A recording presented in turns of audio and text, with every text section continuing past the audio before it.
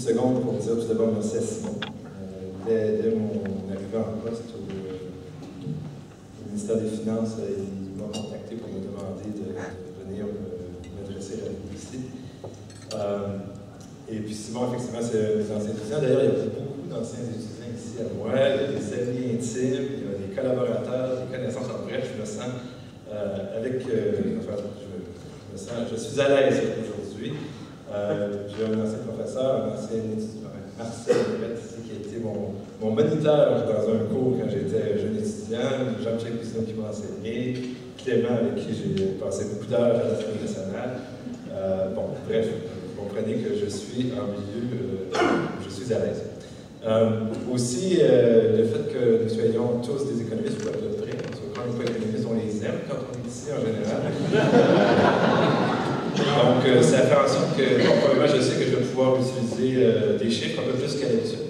Parce que une des choses qu'on m'a enseigné lorsque je suis arrivé en politique, c'est un chiffre aux 15 minutes, mais pas beaucoup plus.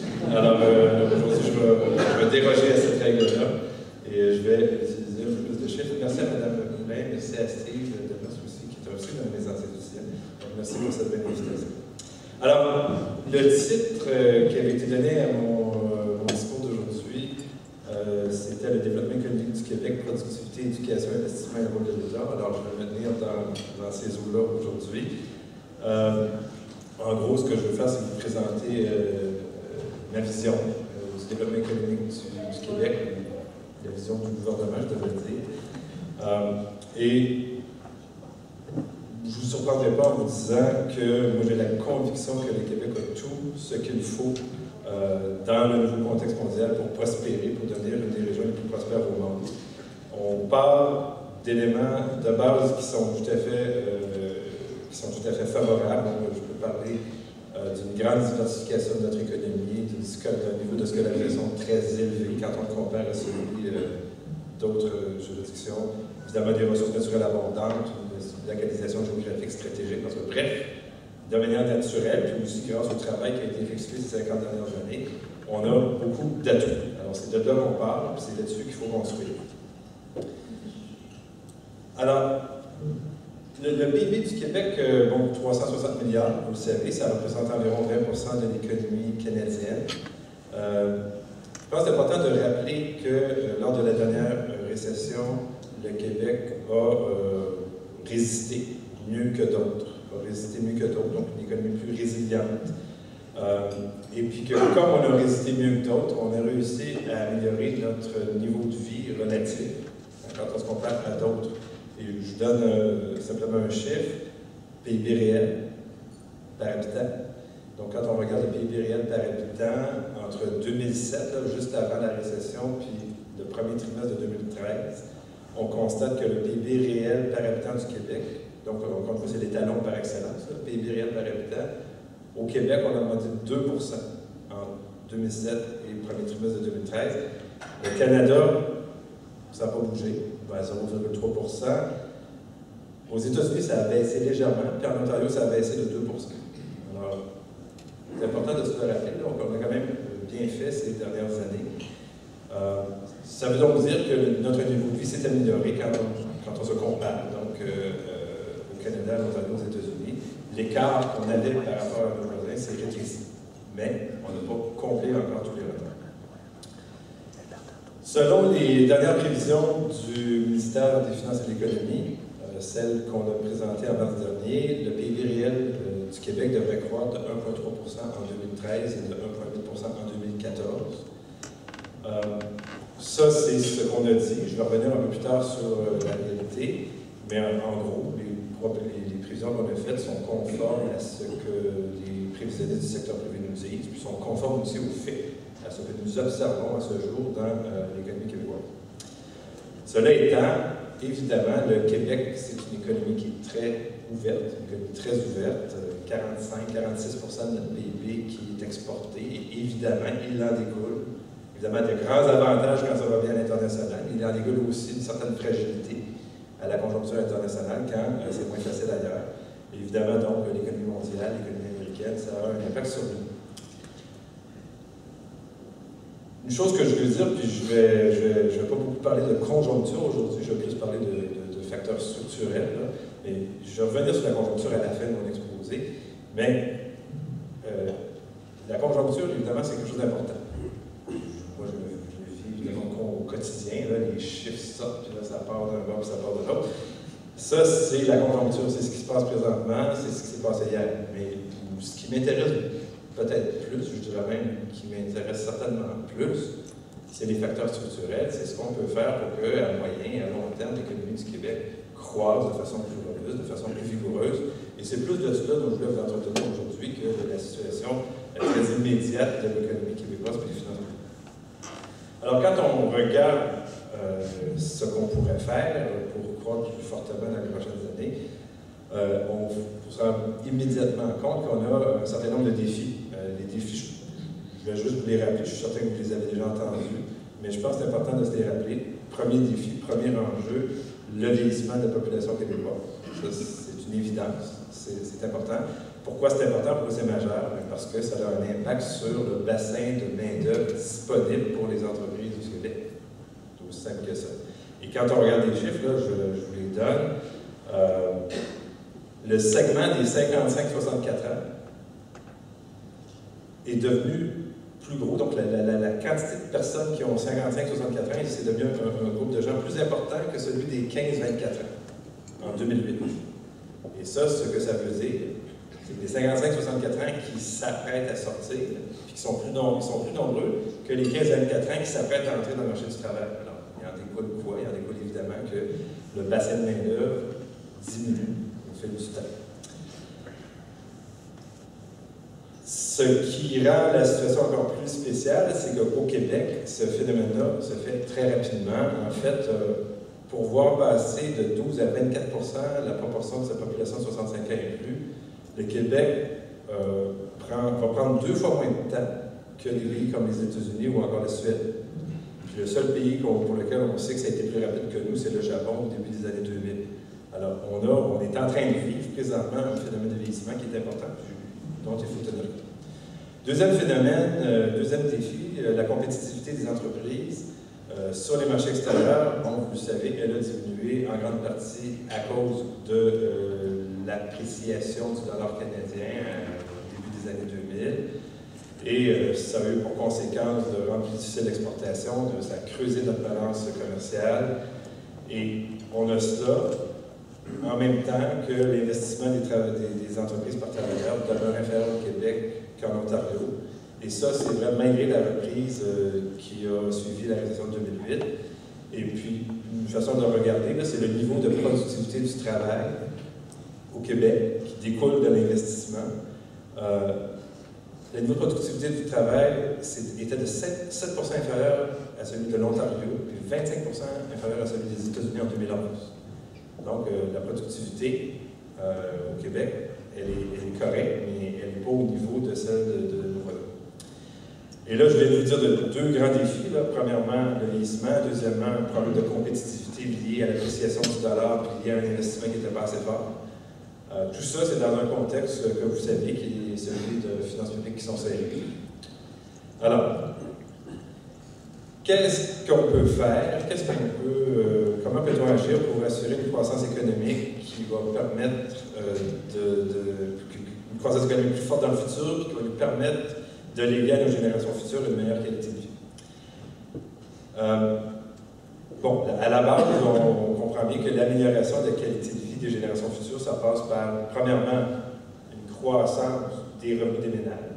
On s'entend là-dessus, je pense, tout le monde. Plus de dollars dans les poches des gens. Puis, en même temps, je pense que c'est important tout le temps de le dire, là, ça part aussi, moi je pense, j'en suis convaincu, un maintien de nos services publics, puis des services publics de qualité accessibles à tous. Alors, c'est le défi, dans le fond, auquel on est confronté.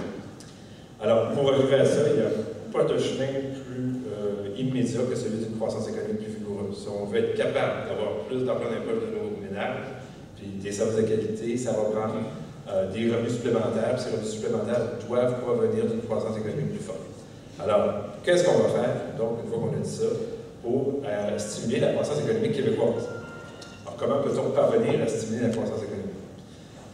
Là-dessus, je pense qu'on va s'entendre rapidement. Si on est tous des économistes ou des gens qui aiment les économistes, Moi, ce que j'ai appris, ce que j'ai enseigné, ce que je vois, c'est que dans le fond, la capacité de production dans une économie, ça dépend de trois affaires, de trois facteurs. Donc, premièrement, le stock de capital, la quantité de machines, la quantité de bâtiments qui sont dédiés à la production. Alors, évidemment, plus on a un stock de capital important, évidemment, plus on va être capable de produire des biens.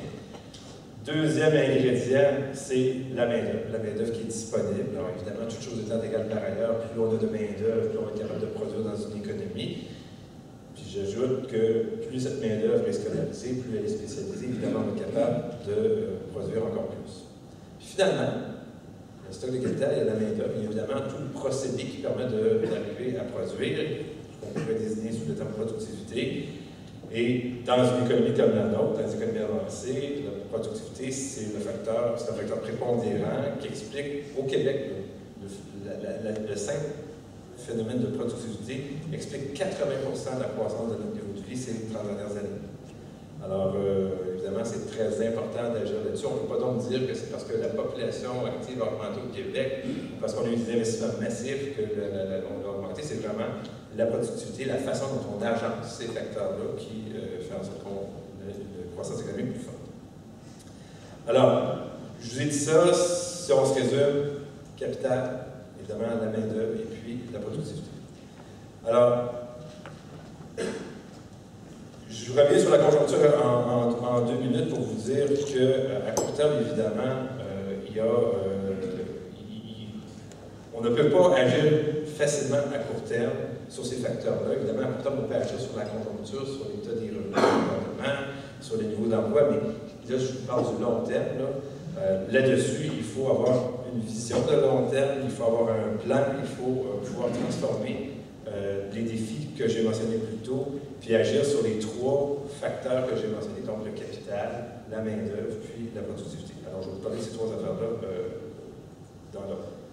Alors, pour l'investissement, la base.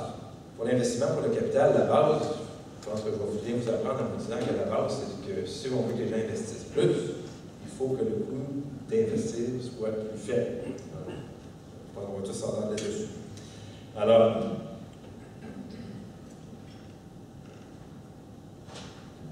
la stratégie que nous avons, puis que le gouvernement précédent, je pense que c'était très simple, c'était de réduire le coût d'investir, c'était de réduire le coût des investissements. Ça fait 2 choses. La première, évidemment, c'est que ça fait en sorte que si le coût d'investir est faible, on est capable d'attirer au Québec des investisseurs, des projets qui autrement se seraient localisés ailleurs. Premier phénomène important.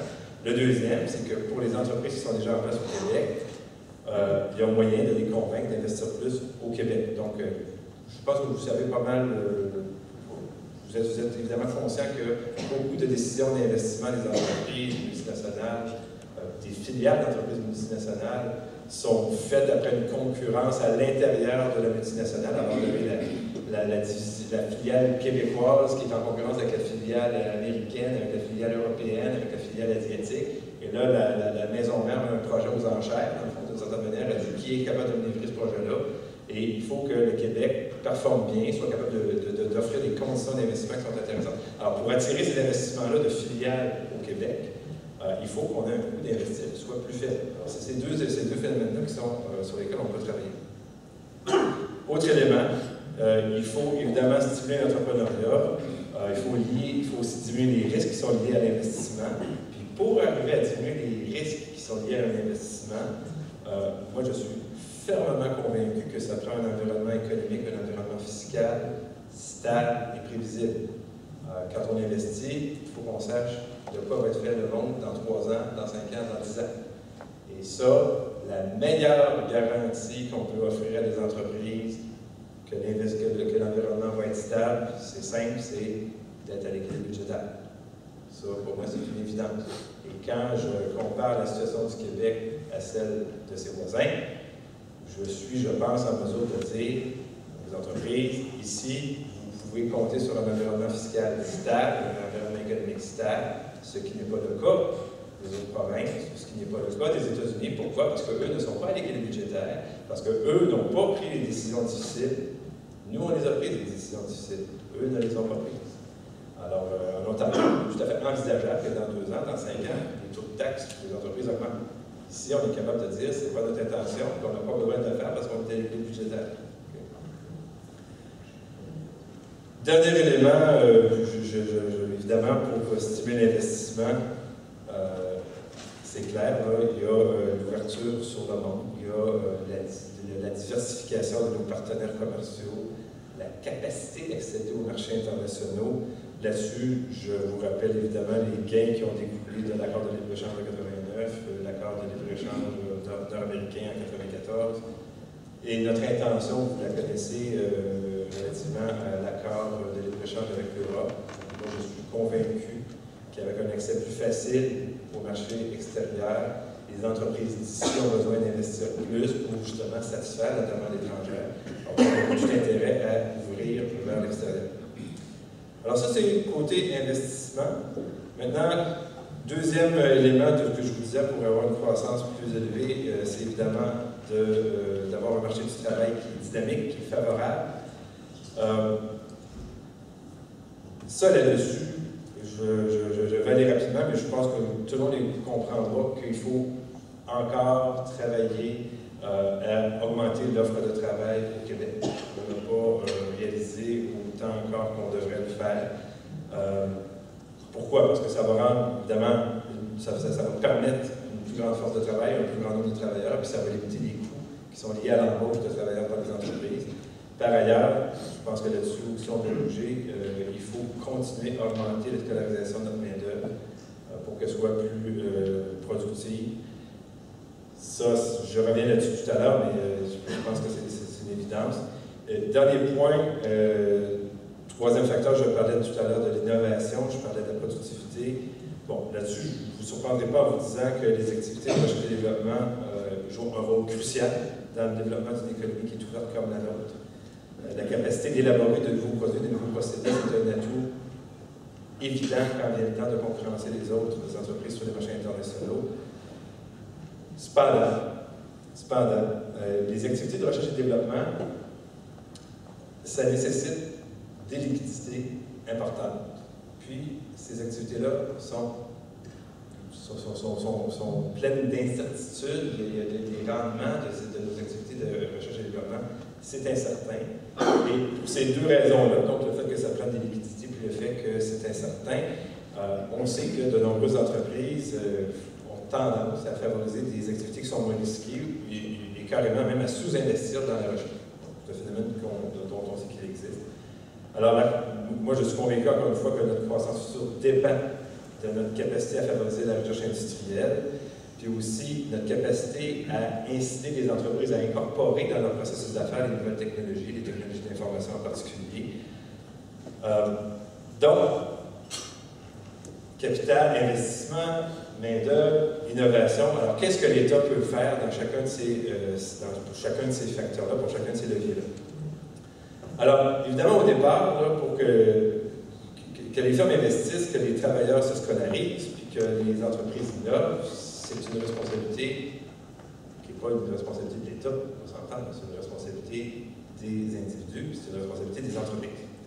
Maintenant, c'est clair que lorsque l'État met ses outils au service de la croissance économique, son action peut devenir déterminante.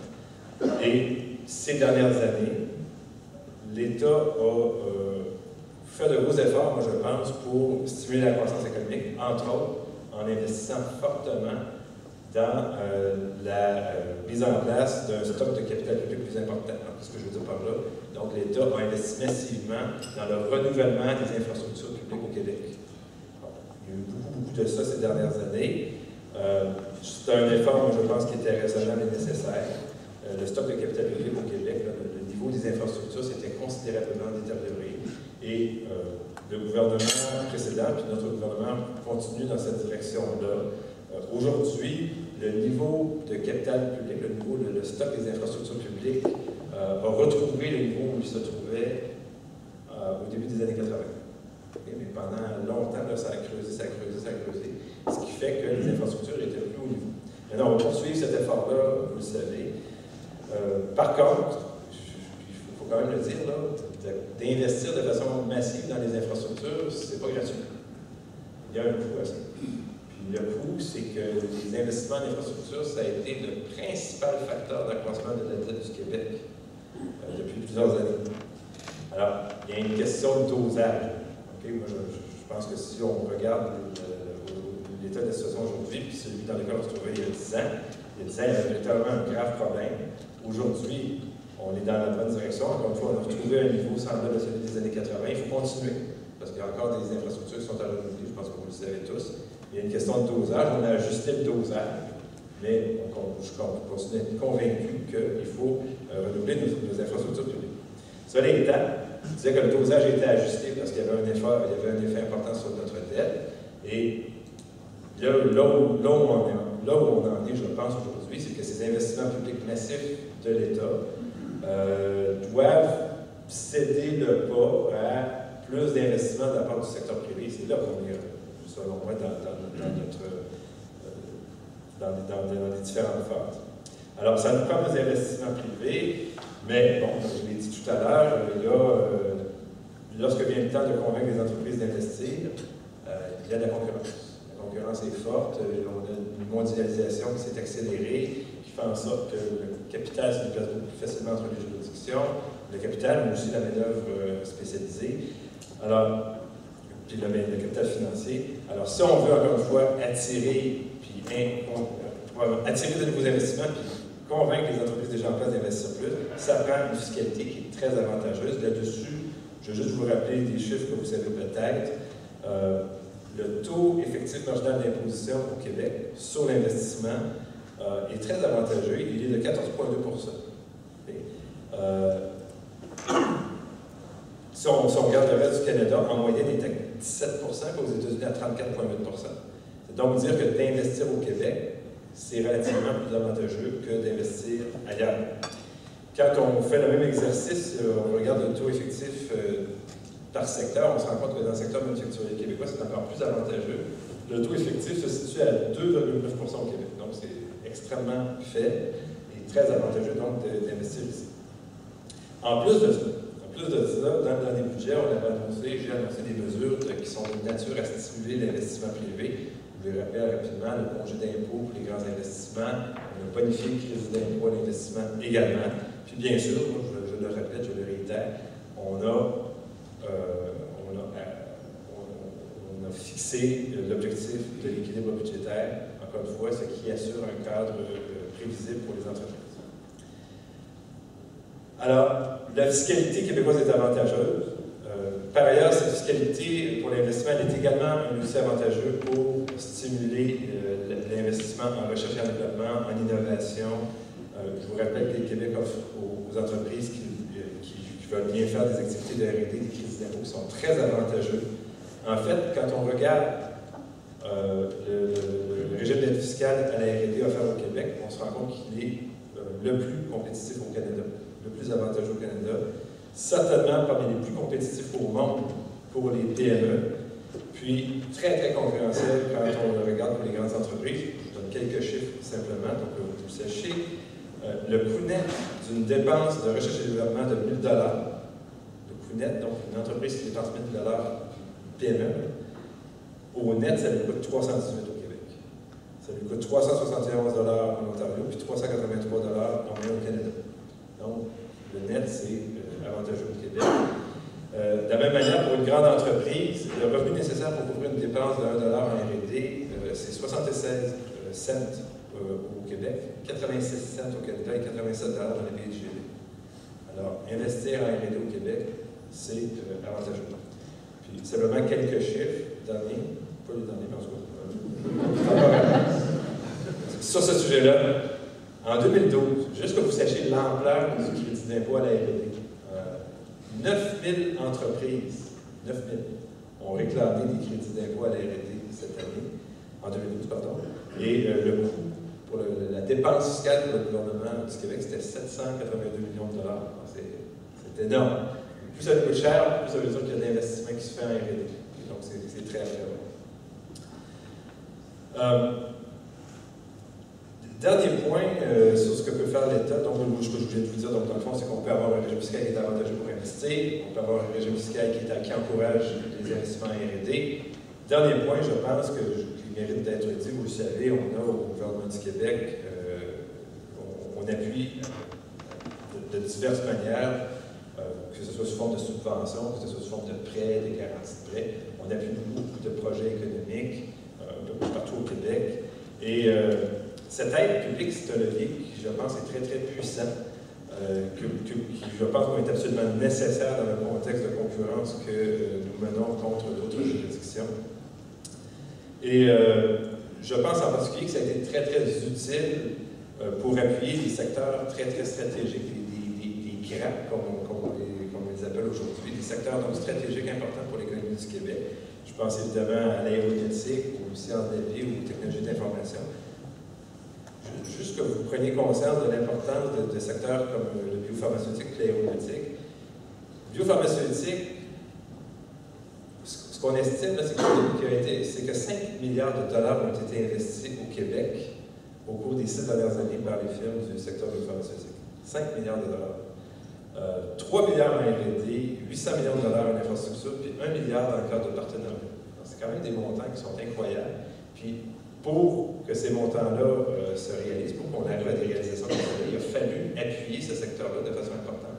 Et c'est important, c'est très, très précieux d'avoir une grappe comme la grappe biopharmaceutique. Même affaire dans le secteur de l'aéronautique, qui emploie 42 500 personnes, qui réalise des ventes de 12 milliards de dollars, puis qui représente quasiment 17 du volume de nos exportations internationales. Ça, c'est l'aéronautique. Alors, ces secteurs-là existent, évidemment, parce que, bon, il y a une force qui découle du fait qu'ils se sont regroupés au Québec, mais ils ne se sont pas regroupés de façon spontanée. Il y a eu un effort qui a été fait par le gouvernement, il y a eu des efforts qui ont été faits dans le passé, puis il y a un effort qui est déployé régulièrement par le gouvernement, puis par l'ancien gouvernement, je vois clairement. Je suis certain qu'ils étaient de la même école là-dessus. En continuant d'appuyer ces secteurs-là, on s'assure du maintien de ces secteurs-là qui sont précieux pour le Québec. Et parlant de cela, on parle du rôle de l'État, moi je suis convaincu qu'il y a moyen de créer encore de nouveaux secteurs stratégiques. On l'a vu avec le secteur du jeu, puis le secteur du multimédia depuis les années 90. Bernard Landry a travaillé très fort pour que ça émerge. Nous, de notre côté, on pense qu'il y a moyen de faire émerger, pour de vrai, une grappe dans l'électrification des transports. On pense qu'il y a moyen d'arriver à ça. On a tous les outils, on a tous les atouts, on a les spécialistes en électricité au Québec, on a des centres de recherche formidables, on a beaucoup d'électricité, on a des surplus, on a bref, on a ce qu'il faut.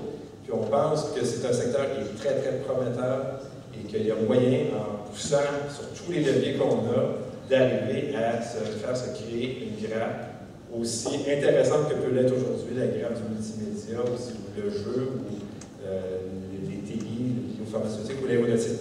Alors, c'est le projet dans lequel on est présentement engagé et sur lequel on va déposer quelque chose. Enfin, on va présenter aux Québécois la stratégie qu'on veut mettre en œuvre pour y parvenir dans les prochains mois.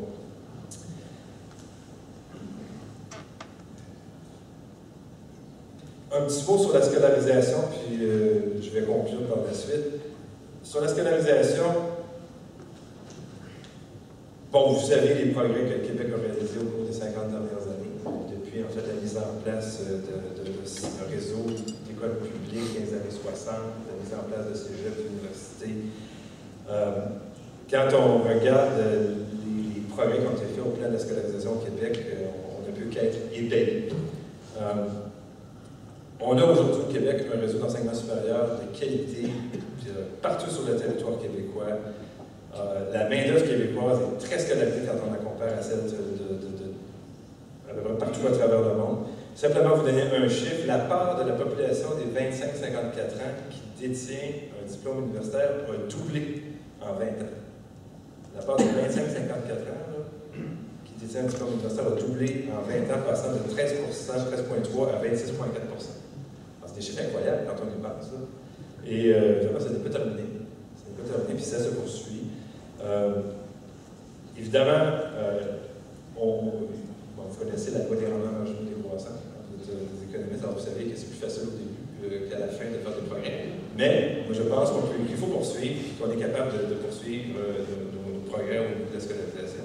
Puis, à ces nouveaux diplômes, à ces diplômes universitaires, évidemment, j'ajoute, vous savez qu'on a également, on a annuellement 70 000 diplômés en formation professionnelle et technique qui sont également très importants et nécessaires pour le marché du travail. Dernier point sur le marché du travail, il faut continuer à faire progresser notre taux de participation. Là-dessus, on a évidemment, vous le savez, mis en place le réseau des CPE dans les années 90 qui a mené à une augmentation du taux de participation des femmes. Le taux de participation des femmes au Québec a rejoint celui des autres provinces canadiennes, ce qui est très bien, mais ça ne veut pas dire qu'il ne faut pas poursuivre les efforts. Par ailleurs, il y a toute la question de l'intégration de nos immigrants, le maintien de nos travailleurs expérimentés, tout ça, ce sont des enjeux auxquels on est confrontés et sur lesquels on doit réussir. Bon, dernier point, je vais conclure là-dessus. Je vais prendre 2 minutes pour faire le point sur la situation budgétaire du gouvernement. Bon, le cadre financier du gouvernement prévoit le retour à l'équilibre budgétaire cette année. Alors, c'est l'objectif que nous nous sommes donnés et c'est l'objectif que je veux atteindre. À ce jour, les prévisions que nous avions faites et dans le budget, puis par la suite qu'on a revues en mars, donc les prévisions de mars, je devrais dire, la réalité est conforme à nos prévisions de croissance économique. Nous, on avait prévu 1,3 de croissance du PIB réel pour l'année 2013. À ce jour, janvier-mai 2013 sur janvier-mai 2012, la croissance était à 1,4. Bon. Les prévisionnistes du secteur privé partagent ça. Quant à l'emploi, nous, on a prévu 45 000 emplois de plus en moyenne en 2013 qu'en 2012. Aujourd'hui, on est à 70 000 de plus. Bon, moi, je pense qu'on est aussi en voie d'atteindre cet objectif. Par contre, je l'ai dit hier, puis je vous le dire aujourd'hui, malgré quand on regarde l'indice de confiance du Conference Board du Canada, malgré le fait que cet indice de confiance a augmenté ces derniers temps. Il a augmenté ces derniers temps. En fait, le niveau de confiance cette année est plus élevé que celui de l'année passée. Malgré ce phénomène, malgré cette confiance plus grande, les Québécois consomment moins. Les ventes au détail, la consommation augmente, bien sûr, mais à un rythme moins grand que le rythme auquel augmentent les salaires. C'est-à-dire que, dans le fond, les Québécois, apparemment, épargnent plus, réduisent leur endettement. Bon. Il est clair que le fait que les Québécois consomment moins, ça a un impact sur les revenus du gouvernement. C'est une évidence. Parce que, bon, vous le savez, il y a des taxes à la consommation au Québec. Aujourd'hui, il est très tôt dans l'année financière pour tirer des conclusions sur notre capacité à atteindre les objectifs. Moi, je suis convaincu qu'on peut atteindre les objectifs. Maintenant, en mars 2013, puis en novembre 2012, nous, ce qu'on a dit, c'est le chemin pour se rendre à l'équilibre budgétaire, c'est celui-là. On va passer par là, telle rue. Bon, il se peut que le chemin qu'on ait à prendre pour arriver à l'équilibre budgétaire soit un peu différent. Il se peut qu'on change de rue, mais moi, je pense qu'à ce jour, tout est en place pour qu'on atteigne l'équilibre budgétaire. Sauf, encore une fois, s'il y a des ajustements à apporter au chemin qu'on va prendre pour y parvenir, on va les apporter. Et à ce jour, moi, je pense qu'avec ce que j'ai comme information, je pense que c'est tout à fait raisonnable, puis je suis convaincu qu'on peut atteindre l'équilibre budgétaire. D'autant plus que lorsque nous sommes arrivés, puis là, Clément, tu peux te boucher les oreilles, l'année passée, en 2012-2013, lorsque nous, on est arrivés, il y avait des écarts là, par rapport au cible qui avait été prévu. On faisait face à des dépassements de dépenses de 1 milliard, 1,1 en fait, des écarts aux revenus de 500 millions de dollars. J'en profite pour vous dire que les écarts aux revenus que nous observons, cette réduction de la consommation au Québec, c'est pas un phénomène québécois, c'est un phénomène partout à travers le Canada. Et ce n'est pas un phénomène de cette année, c'est un phénomène qui a commencé. En fait, il y avait un écart entre mars 2012, le budget de Raymond Bachand, lorsque moi je suis arrivé, puis lorsqu'on a déposé le budget en novembre 2012, il y avait déjà un écart. Là. Je vous disais, il manquait 500 millions. Donc, c'est un phénomène qui était à l'œuvre. Puis les réductions de revenus que je suis forcé de constater depuis mars 2012 jusqu'à aujourd'hui, ce sont des phénomènes qu'on observe partout au Canada. Et donc, ce n'est pas un phénomène québécois, je veux que ce soit clair pour tous. Cela étant, il y avait un écart de 1,6 milliard pour 2012-2013 quand on est arrivé. Puis, vous le savez, on a atteint essentiellement les cibles qu'on s'était données. Et on a réussi, grâce à une gestion rigoureuse des dépenses, à atteindre notre objectif. Bon, alors, je conclue simplement, c'est ce que je voulais vous dire. Merci de m'avoir écouté. Moi, je garde le cap, nous gardons le cap. Et encore une fois, je pense qu'il faut se préoccuper de la conjoncture, de ce qui se passe présentement, mais surtout, je pense qu'il faut agir sur le futur, il faut agir sur les déterminants de la croissance économique. Et, j'espère que je vous aurai informé sur ce que nous avons l'intention de faire pour le futur. Voilà, merci.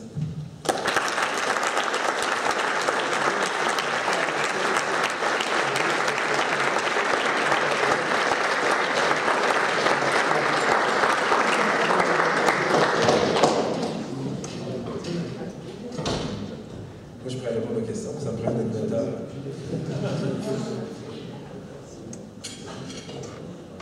Je ne vais pas dire que je choisis les questions. Posez des questions.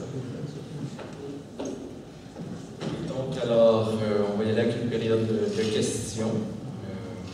Je crois que vous avez entendu M. Marceau parler de plusieurs sujets, plusieurs problèmes, moyens et possibles solutions pour régler tout ça. Donc, je vous invite à prendre la parole. Si vous avez besoin d'un micro, on a l'acoustique est possible avec ça ici. Comme vous voulez. Oui, bonjour, Monsieur le ministre. Le gouvernement précédent et le vôtre avaient augmenté les impôts. Le revenu disponible est probablement moindre qu'il ne l'aurait été autrement. Est-ce que ce n'est pas une partie de l'explication qui fait que la corrélation habituelle entre la croissance du PIB et les revenus gouvernementaux baisse? Est-ce que ce n'est pas le résultat d'augmentation d'impôts et de taxes diverses? Je ne crois pas. Là, je vous répète, le phénomène qu'on observe, c'est un phénomène qui est canadien. J'ai les chiffres, si je peux vous en donner quelques-uns. Entre mars 2012 et aujourd'hui, les revenus fédéraux ont baissé de 2 en Colombie-Britannique 2,4 Alberta 4 Donc, ce n'est pas un phénomène strictement québécois. Il y a eu une baisse. Je peux vous dire aussi que les salaires, OK, là j'ai l'information pour les 2 premiers trimestres de 2013.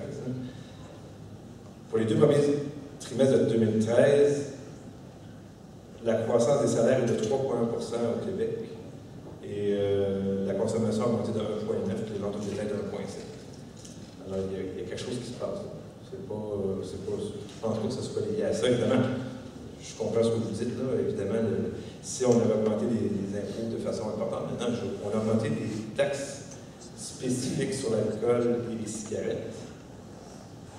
Et il y avait eu l'entrée en vigueur de la hausse de la TVQ. Ça, c'était l'année passée. Alors, je ne crois pas que ce soit ça qui soit à l'heure. Écoutez, selon moi, c'est autre chose que ça. Je peux quand même vous rappeler que M. Carney, M. Flaherty ont répété de nombreuses reprises depuis 1 an, 2 ans, 3 ans que les Québécois, que les Canadiens étaient endettés, qu'ils étaient inquiets, ils ont même, vous savez, resserré les règles quant aux échéances hypothécaires. Ils ont voulu calmer le marché immobilier et peut-être que le message là, qui était nécessaire d'assainir les bilans a porté fruit, puis que les gens ont décidé de faire des prix.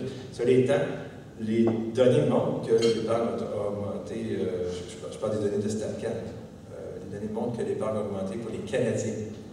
Les données québécoises à ce jour ne montrent pas cela, mais c'est pas parce que le phénomène n'est pas là, c'est parce que les données n'ont pas été ajustées en conséquence.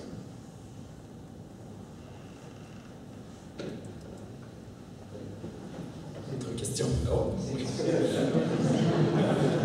C'est difficile de résister à la tentation, puisque j'ai déjà vécu une période des questions qui était un petit différents. Premièrement, je voudrais te féliciter pour ton exposé. Je pense qu'on s'est tous aperçus que tu t'es fait plaisir comme économiste en mettant des chiffres plus qu'aux 15 minutes. Donc, ça nous a aidé beaucoup, et je remercie pour ton exposé.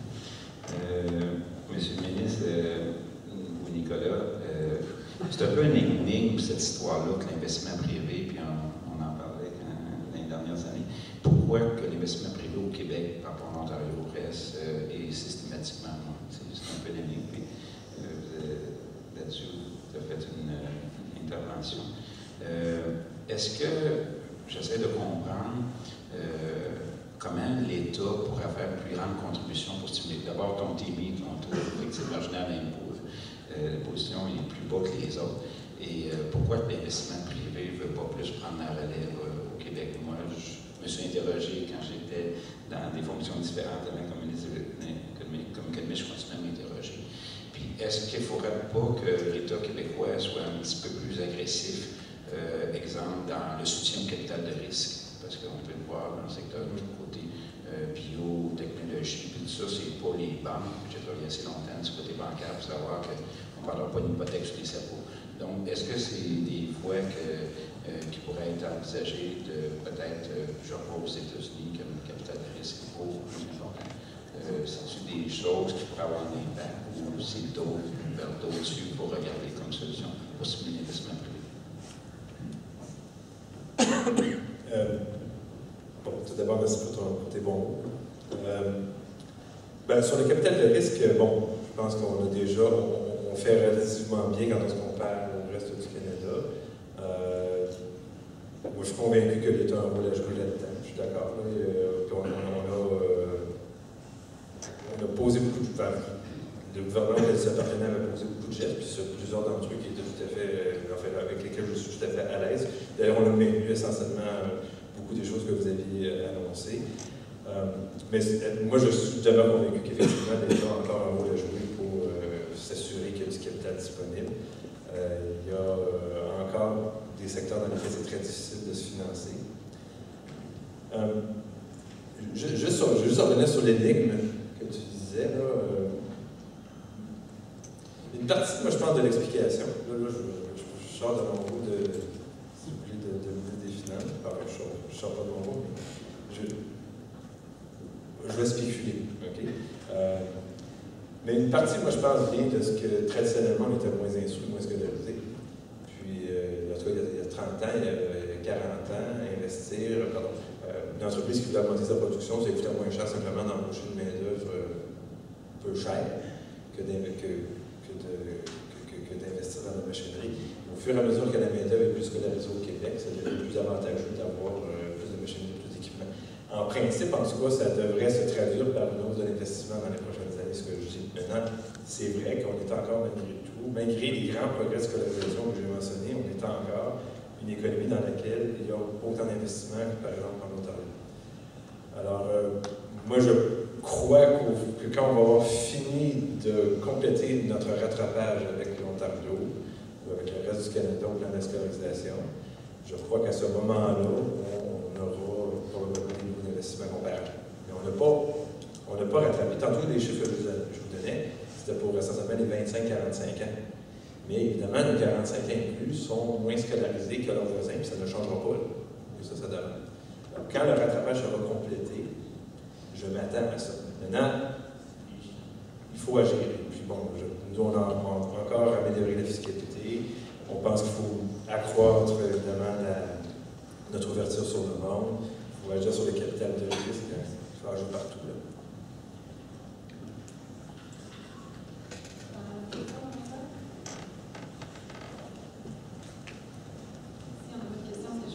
De poser la dernière question. Vous avez parlé que le Québec supportait beaucoup la recherche et le développement. On est conscient de ça, mais moi, comme économiste, je me dis, c'est quoi l'output de ça? Est-ce que toute cette recherche et développement, tous ces fonds investis débouchent sur un niveau d'output raisonnable et est-ce qu'on est comparable à d'autres provinces ou pays? OK. C'est une excellente question parce que ce qu'on sait, c'est que nous nos entreprises font beaucoup de recherche et développement, mais ce qu'on sait aussi, c'est que pour plusieurs, il y a une difficulté quand vient l'étape de la commercialisation. On sait ça. Et là-dessus, effectivement, il y aura probablement des progrès, des ajustements à apporter. On réfléchit effectivement à comment on pourrait faire en sorte que les nouveaux procédés, les nouveaux produits puissent un jour se traduire par des ventes plus grandes, des ventes supplémentaires. J'en vois régulièrement des entreprises qui sont dans cette situation où ils ont le super produit entre les mains, là, mais comment ils vont faire pour le vendre? Alors, une évaluation de notre performance par rapport à celle des autres provinces, je ne suis pas capable de vous répondre, je n'ai pas la réponse. Il faudrait que je vérifie. Ce que je sais, c'est que, évidemment, il y a un crédit d'impôt fédéral, là, donc les autres provinces ont le même type d'avantage. Maintenant, notre performance par rapport aux autres, je ne suis pas capable de vous dire, c'est une très bonne question, je vais vérifier ça. Donc, si c'est la dernière question, on va conclure. Merci beaucoup à tous de votre écoute et de votre participation. Et un grand merci à M. Nicolas Marceau pour son temps et son engagement pour la TEC. Un merci encore.